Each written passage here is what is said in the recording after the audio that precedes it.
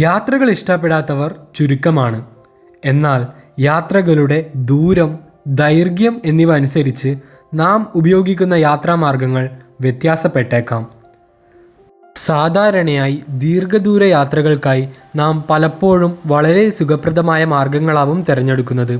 വിമാനങ്ങളും ട്രെയിനുകളും ദൈർഘ്യമേറിയ യാത്രകൾ ചെയ്യാൻ ആളുകൾ തിരഞ്ഞെടുക്കുന്ന ചോയ്സുകളാണ്.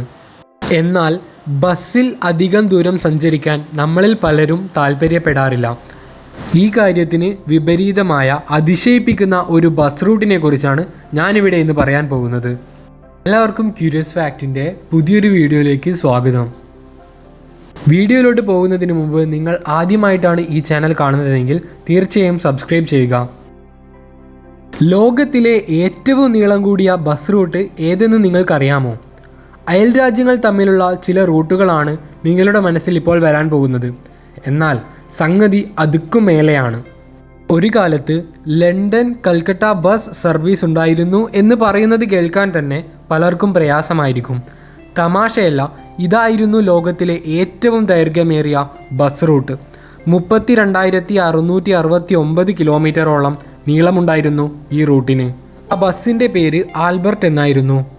Belgium, Germany, Austria, Yugoslavia, Bulgaria, തുർക്കി, ഇറാൻ, അഫ്ഗാനിസ്ഥാൻ, പാകിസ്ഥാൻ എന്നീ രാജ്യങ്ങളായിരുന്നു ഈ ബസ്സിൻ്റെ പ്രധാനപ്പെട്ട റൂട്ട്. 1957 ആരംഭിച്ച ഈ ബസ് സർവീസ് 1976 വരെ ഉണ്ടായിരുന്നു. ഈ ബസ് നടത്തിയിരുന്നത് ആൽബർട്ട് ട്രാവൽസ് എന്ന കമ്പനിയായിരുന്നു. 11 രാജ്യങ്ങളിൽ കൂടി സഞ്ചരിക്കുന്ന ഈ ബസ്സിൻ്റെ ഓരോ ട്രിപ്പും ഏകദേശം 50 ദിവസത്തിന് മുകളിൽ എടുത്തിട്ടാണ് ലക്ഷ്യസ്ഥാനം കാണുന്നത്. അക്കാലത്ത് ഇത്രയും ദൂരം ബസ്സിൽ എങ്ങനെ ചെലവഴിക്കും എന്നാവും നമ്മളിൽ പലരും ഇപ്പോൾ ചിന്തിക്കുന്നത്. വായിക്കാനുള്ള സംവിധാനങ്ങൾ, ഓരോരുത്തർക്കും പാട്ടുകൾ കേൾക്കാനുള്ള സംവിധാനം, പ്രത്യേകം സ്ലീപ്പിംഗ് ബങ്കുകൾ, ഹീറ്ററുകൾ, ഫാനുകൾ എന്നിങ്ങനെ ആഡംബരം എന്ന് കരുതിയിരുന്ന പലതും ഈ ബസ്സിൽ യാത്രക്കാർക്കായി സജ്ജീകരിച്ചിരുന്നു. ഗംഗാതീരത്തെ ബനാറസിലും താജ്മഹലിലുമടക്കം സഞ്ചാരപാതയിലെ പ്രധാന ടൂറിസ്റ്റ് കേന്ദ്രങ്ങളിൽ സമയം ചെലവഴിക്കാനും യാത്രക്കാർക്ക് സമയം നൽകിയിരുന്നു.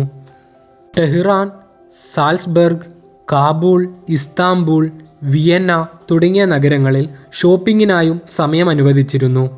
ഇതുപോലെ സാധാരണ ഒരു യാത്ര എന്നതിലുപരി ഒരു ഉല്ലാസയാത്ര പോലെയാണ് ഈ ബസ്സിൻ്റെ യാത്ര ക്രമീകരിച്ചിരുന്നത്. ഇത്രയും ദൂരം പിന്നിടുന്ന വിശാലമായി മാസങ്ങളോളം പിടിക്കുന്ന ഈ യാത്രയ്ക്ക് എന്തുമാത്രം ചെലവ് വന്നേക്കാം. 85 പൗണ്ട് സ്റ്റെർലിംഗ് ആയിരുന്നു ഈ യാത്രയ്ക്ക് വേണ്ടിവരുന്ന ചെലവ്. ഇത് ഏകദേശം 8,000 രൂപയോടടുത്താണ്. 1960കളിൽ ഉണ്ടായിരുന്ന ഈ ബസ് സർവീസ് യൂറോപ്പിനെയും ഏഷ്യയെയും ബന്ധിപ്പിക്കുന്നതിൽ വളരെ നല്ലൊരു പങ്ക് വഹിച്ചിരുന്നു. ഈ ബസ് സർവീസ് ഇപ്പോഴാണ് നടത്തുന്നതെങ്കിൽ എന്തായിരിക്കും യാത്രയുടെ ആകെ ചിലവെന്ന് നിങ്ങൾ ചിന്തിച്ചിട്ടുണ്ടോ? വെറുതെ ഒന്ന് കമൻറ്റ് ചെയ്യുക. ഇതുപോലെയുള്ള വളരെ ഇൻട്രസ്റ്റിംഗ് ആയിട്ടുള്ള ഫാക്റ്റുകൾക്കായി ഈ ചാനൽ ഇപ്പോൾ തന്നെ സബ്സ്ക്രൈബ് ചെയ്യുക. ഇഷ്ടപ്പെട്ടാൽ ലൈക്കും ചെയ്യുക. Thank you for watching guys.